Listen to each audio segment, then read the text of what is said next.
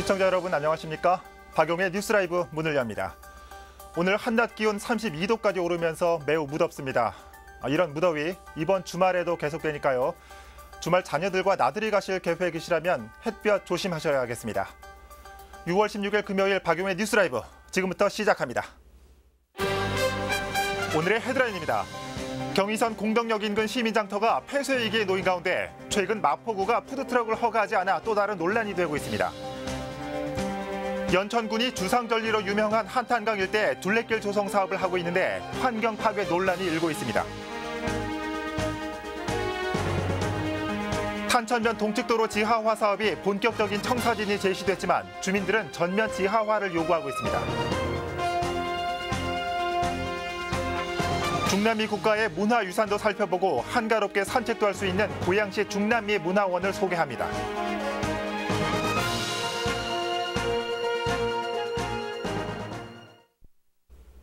최근 경의선 숲길공원의 사용료를 두고 서울시와 철도시설공단의 입장차가 드러나면서 이목을 끌고 있습니다.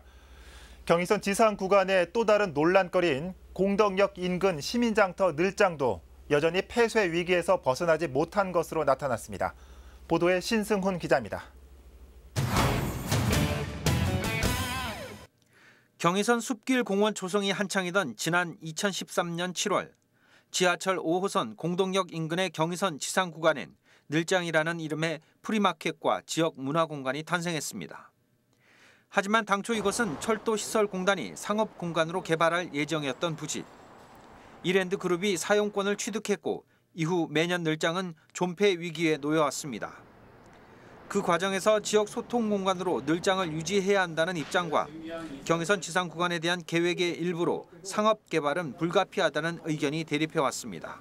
당초 마포구는 철도시설공단으로부터 2년간 부지 사용 허가를 받았고 이를 늘장으로 사용하도록 한 것입니다. 이후 계약 기간은 지난 2015년 12월 말로 만료됐습니다.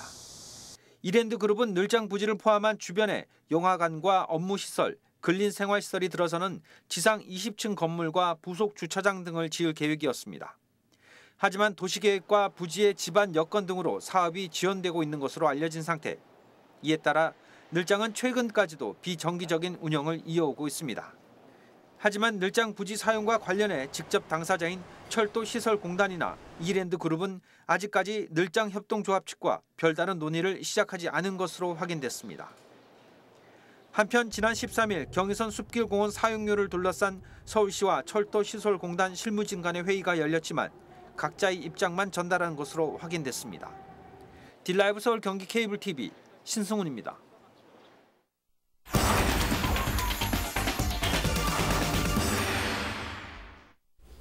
이렇게 늘장이라는 공간을 두고 마포구와 늘장 협동조합 간의 갈등이 이어지고 있는데 최근에 푸드트럭이 늘장에서 영업을 하려고 신고한 것을 마포구가 불허하면서 논란이 커지고 있습니다.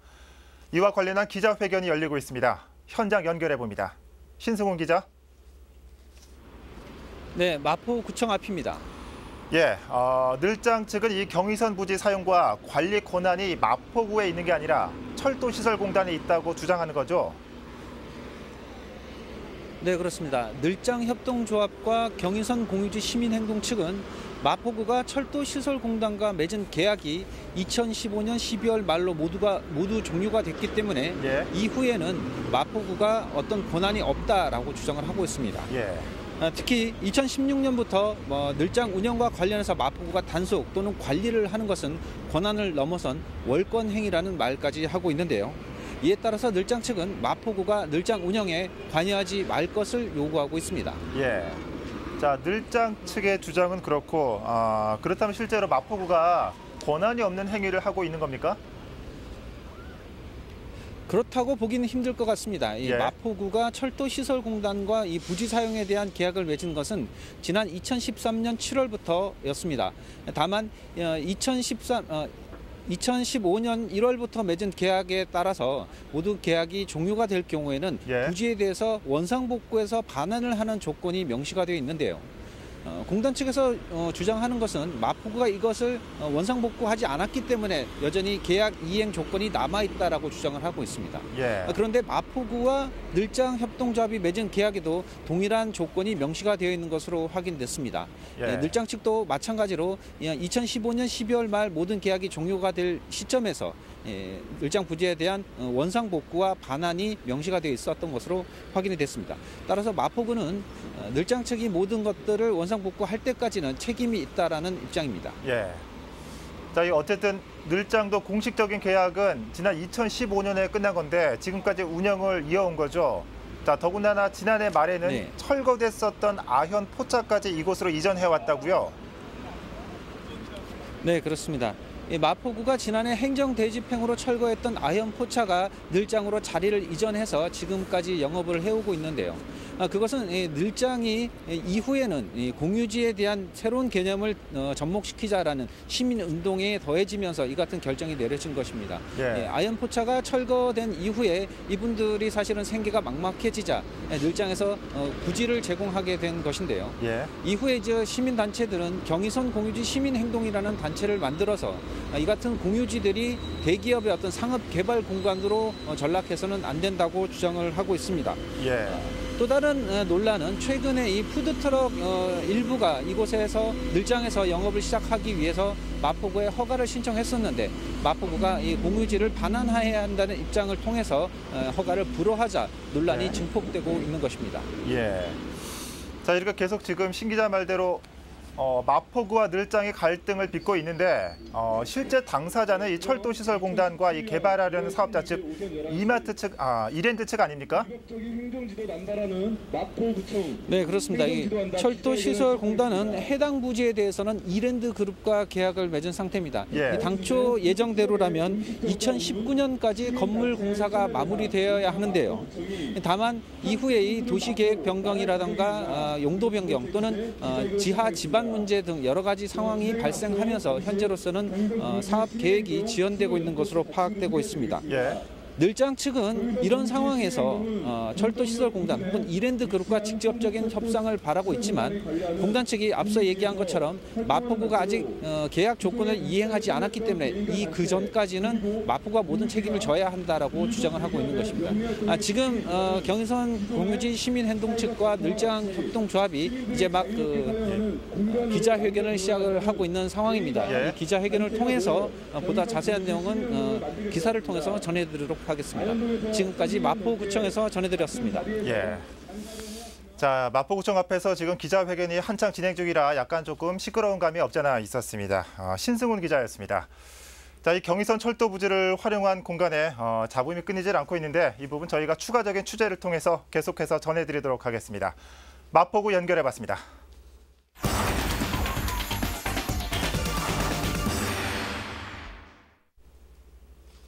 이번엔 경기도로 가보겠습니다.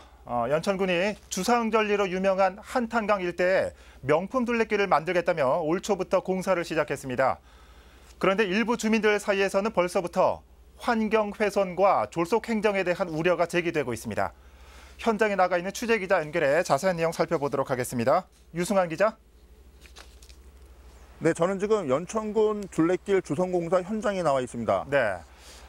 주상절리 하면 저는 이 제주도 서귀포가 먼저 떠오르거든요. 그런데 그에 못지않게 연천군도 유명하다고 하죠. 먼저 이 연천군 주상절리 좀 소개 좀 해주시죠. 네, 이곳에서 차로 한 5분 정도만 가면은 제인폭포 주상절리라는 곳이 있는데요. 그곳이 가장 대표적인 곳이라고 소개할 수 있습니다. 예. 차탄천과 임진강 주상절리를 비롯해 모두 10곳 정도가 존재하는데요. 제가 있는 이곳도 한탄강의 현무암이 형성되기 전 퇴적층을 살펴볼 수 있는 101층이라고 하는 주상절리입니다. 예. 자, 이런 멋진 절경을 배경으로 이 둘레길을 만들기 시작했다고요. 언뜻 들어서는 참 반가운 소식인데 어떤 문제점들이 제기됐습니까? 네, 제 오른쪽으로 지금 보면은 사실은 한탄강이 지금 흐르고 있고요. 제 네. 왼쪽으로는 101층이라고 하는 주상절리가 펼쳐져 있습니다. 제가 서 있는 곳은 올해 말이면은 이제 산책로가 마무리될 어떤 공사 현장인데요. 문제는 공사 차량의 출입로 확보를 위해 한탄강 곳곳이 파헤쳐져 있다는 겁니다. 예, 바로 지금 제 옆으로 이동해 보면은 지금 화면에도 아마 나와 있을 텐데요. 확인해 볼 수 있습니다. 예. 여기는 지금 얼마 전까지만 해도 숲풀이 우거져 있던 곳인데요. 현재는 그 옛 모습을 찾아보기 힘든 상태로 훼손돼 있습니다. 약 10km에 이르는 사업 구간 전체를 제가 확인해 보지는 않았지만은 여기서부터 1km 정도만 걸어가 봐도 예. 이런 곳들이 상당히 많았습니다. 예. 자, 둘레길 바로 옆을 그렇게 파헤쳐 놓으니까 지금 화면으로 봐도 미관상으로도 아주 안 좋은 것 같습니다. 이에 대해서 해당 지자체, 그러니까 연천군은 어떤 입장입니까? 네, 저도 그 점이 아주 궁금했는데요. 네. 결론부터 말하면은 이 둘레길 공사가 올해 말에 이제 완공이 되더라도 이런 모습 그대로 유지된다고 볼 수 있습니다. 예. 연천군 관계자에 따르면은 땅을 다져놓겠다고 그냥 했습니다. 예, 그 외에는 대책이 없었습니다. 앞으로 이곳을 찾는 방문객들은 이 공사 현장 같은 이런 모습들을 어쩔 수 없이 같이 감상을 하면서 이 둘레길을 걸을 수밖에 없는 현실입니다. 예. 지금 뭐 화면으로는 그렇게 가고 싶은 경과는 아닌 것 같습니다, 개인적으로. 그런데 이렇게 졸속으로 사업이 추진되고 있다면서 마을 주민들도 반발하고 있다고요? 무슨 말입니까? 예, 박용 앵커에게 먼저 질문을 하나 드려보겠습니다. 네. 아무리 자연 경관이 뛰어난 산책로가 있다고 하더라도 예. 이 햇볕을 온몸으로 감당을 하면서 이제 걸어야 한다면은 네. 선뜻 나서기가 쉽지 않겠죠? 글쎄요. 개인적으로 어떻습니까? 저는 이 햇볕도 아름다운 자연 경관 중에 하나이기 때문에 어느 정도 좀 감내는 해야 될 것 같은 생각이 드는데, 물론 요즘 같은 날씨에는 노약자들에게는 힘들 것 같아요. 이런 것들이 문제가 된 겁니까? 네, 그렇습니다. 이 길이 이제 완공이 되면은 왕복으로 한 10km 정도 됩니다. 네. 그러니까 걸으면은 한 4시간 정도 소요될 것으로 예상이 되는데요. 저도 걷는 것을 좋아하고 체력이 좋은 편이지만은 예. 오늘 같은 날씨에는 솔직히 부담스럽습니다. 예, 공사가 마무리돼도 사람이 찾지 않는다면 의미가 없을 텐데요.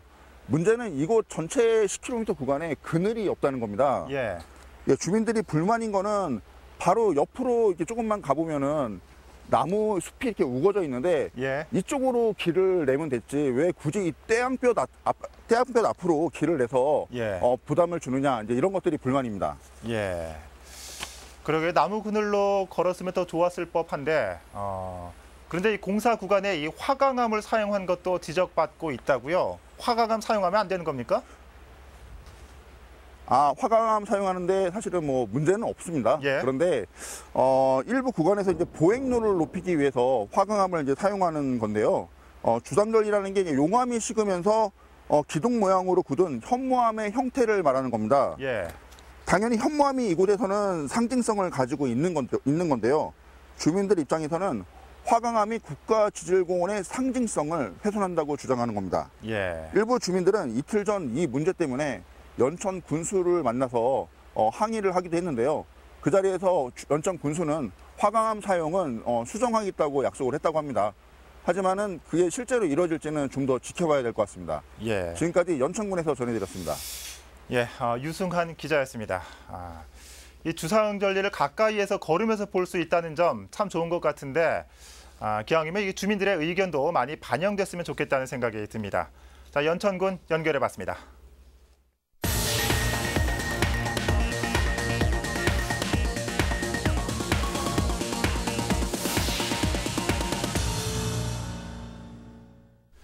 오늘 새벽 0시 50분쯤 구로구의 한 도로에서 52살 문모 씨가 몰던 승용차가 갓길에 주차 중이던 56살 우모 씨의 승용차를 들이받는 사고가 발생했습니다. 차에서 내리다 사고를 당한 우 씨는 병원으로 옮겨졌지만 중상을 입고 인근 병원으로 이송됐습니다. 경찰은 승용차를 운전하던 문모 씨가 사고 당시 혈중 알코올 농도 0.179%의 만취 상태였다는 사실을 확인하고 정확한 사고 원인을 조사하고 있습니다. 탄천변 동측도로 지하화 사업, 수년간 답보 상태에 놓였던 이 사업에 대해 서울시가 일부 구간부터 지하화하기로 했다는 소식 얼마 전에 전해드린 바 있습니다. 이 내용을 토대로 한 주민설명회가 열렸는데 반대도 만만치 않습니다. 천서영 기자입니다. 탄천변 동축도로 지화화 사업의 청사진이 제시됐습니다. 우선 추진되는 곳은 문정동 패밀리 아파트 250m 구간. 수년째 답보 상태에 놓여있던 사업을 더 이상 지체시킬 수 없어 이견이 없는 곳부터 시작한다는 게 시의 설명입니다. 2000년대 초반부터 고민을 해왔었고 중지가 됐었다는 말씀을. 하지만 기대감도 잠시. 설명회에 참석한 대부분의 주민들은 이 사업에 반대했습니다.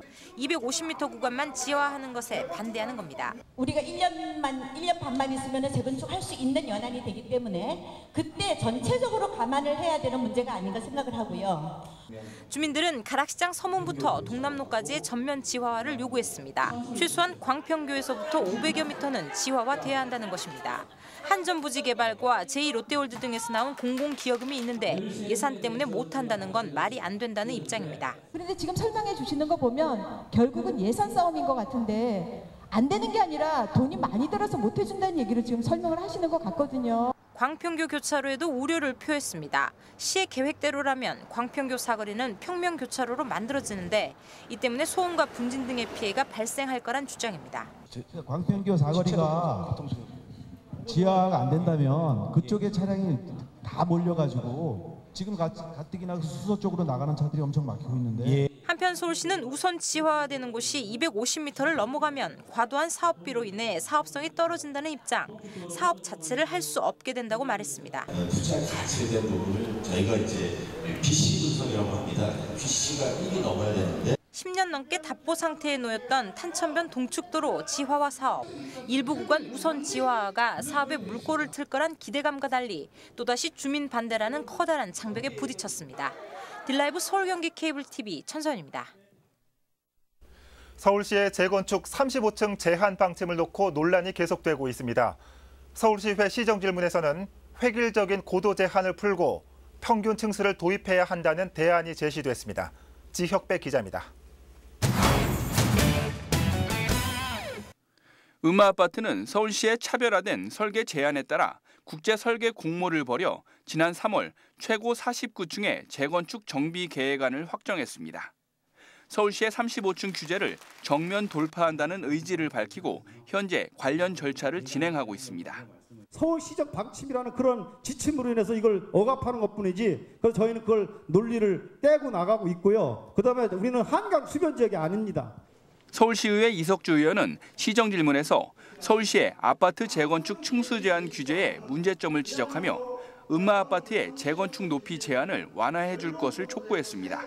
규제 근거인 2030 기본계획에 제시된 192건의 의견에서도 층수 규제 관련 내용은 단 한 건도 없었다며 전면 재수정을 요구했습니다.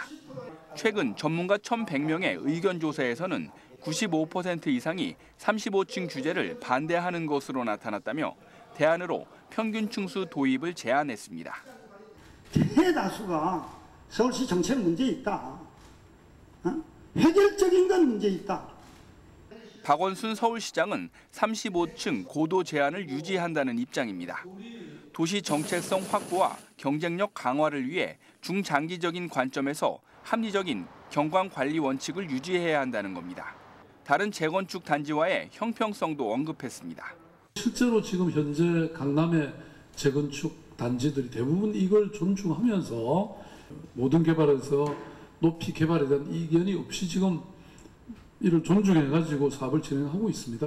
이석주 의원은 서울시가 계속해 음마아파트의 49층 건립 계획을 막는다면 고소하겠다며 법적 조치로 대응할 것이라고 말해 논란이 계속될 것으로 보입니다. 딜라이브 서울경기 케이블 TV 지혁배입니다.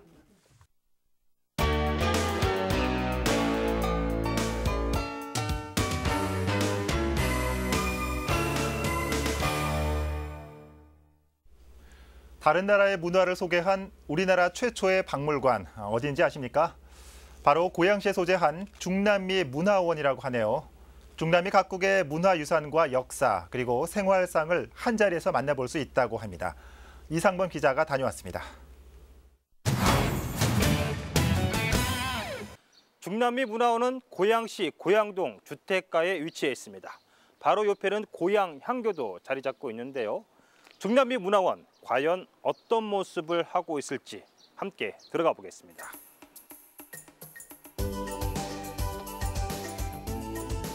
입장권을 끊고 안으로 들어서자 가장 먼저 말을 탄 돈키호테가 취재진을 맞이합니다.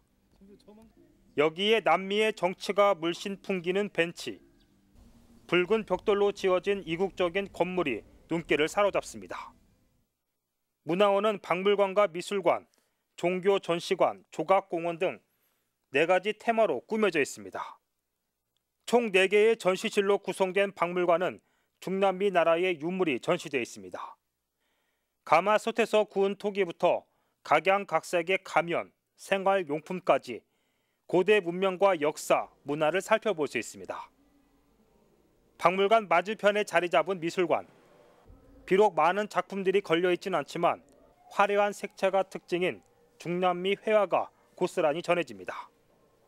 지금 제가 서 있는 곳은 문화원이 추천하는 관람 코스 중 하나입니다. 이곳에는 중남미 12개국 작가들이 기증한 작품들을 감상할 수 있습니다. 조각상 40여 점은 야트막한 언덕, 넓은 잔디 위에 세워졌는데 고즈넉한 문화원과 어우러져 운치를 한껏 더합니다. 그 가운데 피라미드 속의 생활 풍속이 담긴 도자 벽화가 압권입니다. 높이가 5m, 가로가 24m짜리 콘크리트 벽을 세우고 도자기로 하나하나 타일처럼 구워서 모자이크로 붙여 만든 벽화입니다. 마야의 상형 문자, 아스텍 달력인 태양의 돌, 잉카의 풍속화 등의 상징이 담겨 있어서 이런 것을 인디헤니스모 사상이라고 얘기를 하는데요. 원주민들의 사상이 잘 표현되어 있는 작품이라고 할 수 있습니다. 문화원에 비치된 유물 그리고 조각상들은 그간 중남미 지역에서 활동한 외교관이 사비로 수집한 것들입니다.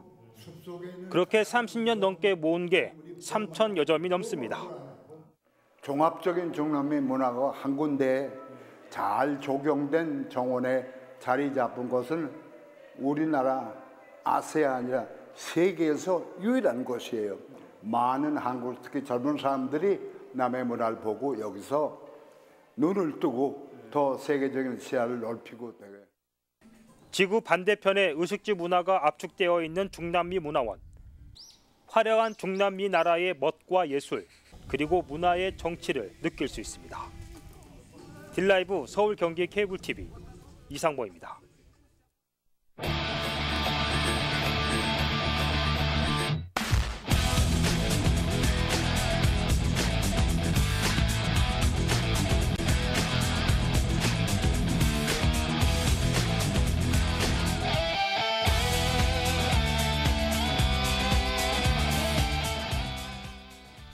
서울로 7017이 개장한 지 거의 한 달이 됐습니다. 개장 전부터 말도 많고 개장 후에는 탈도 많았죠. 저희 뉴스를 통해서도 총 5차례 보도를 해드렸는데 이번엔 일부 바닥 콘크리트 포장에 수백 개의 균열이 발견된 것으로 전해졌습니다. 서울시는 구조적 위험은 없다는 입장이지만 이를 바라보는 서울 시민들의 불안은 점차 누적될 수밖에 없습니다. 박원순 서울시장이 어제 서울시의회 정례회에서 갈수록 빛이 날 거라고 했는데 조금 더 인내심을 가져봐야 할 것 같습니다. 박용의 뉴스 라이브 마칩니다. 시청해주셔서 고맙습니다.